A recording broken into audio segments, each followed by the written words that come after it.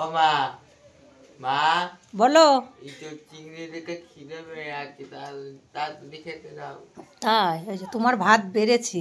দেখো সিদ্ধার্থর ইঁচড় চিংড়ি দেখে খিদে পেয়ে যাচ্ছে, তো আমি আজকে ইঁচড় চিংড়ি করেছি, তো ছেলেকে দেবো ওই যে খেতে। ঝোল দিব না? না না, ঝোল করিনি, মাখা মাখা বাবা। আর আজকে চিংড়ি কিন্তু ছোট ছোট চিংড়ি। হ্যাঁ বাবা, এই এই ইঁচড়টা খাবো না। গরম। দাঁড়াও দেখি মাখিয়ে দিই, হবে।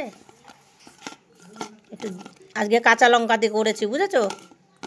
গ্যাস হচ্ছে তো, তাই আজকে শুকনো লঙ্কা দিলাম না।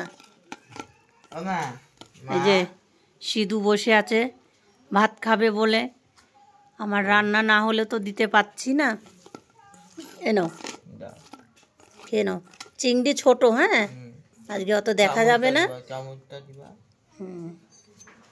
এনো এদিকে সরে এসো, এখানে এসো, এসে খাও। নাও খেয়ে নাও।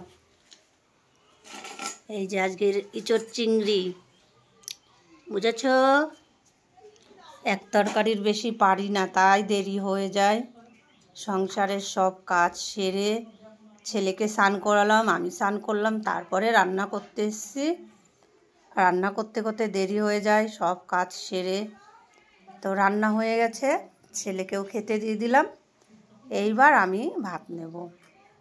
আর ছোটো ছেলে তো স্কুলে গেছে, কান্নাকাটি করছিল, আজকে যাওয়ার ইচ্ছা ছিল না, তবুও পাঠিয়েছি।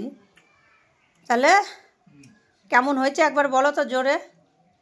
ভালোই লাগছে। ভালোই লাগছে। আমি ভাত খাওয়ার পরে লাস্টে নেব একটুখানি। লাস্টে একটু শুধু মুখে খাবে, তাই তো? ঠিক আছে, হবে। সত্য কথা না। আচ্ছা আচ্ছা, মিথ্যা কেন হবে বাবা? সত্যি করে নেব। ঠিক আছে, তো ছেলে কিন্তু খাওয়ার পরে আবার শুধু মুখে খাবে, ঠিক আছে? তাহলে তুমি খেয়ে নাও, আর আমার ভাত বাড়ি আমি। মাথা তোলো, নাহলে মাজা ব্যথা হয়ে যাবে।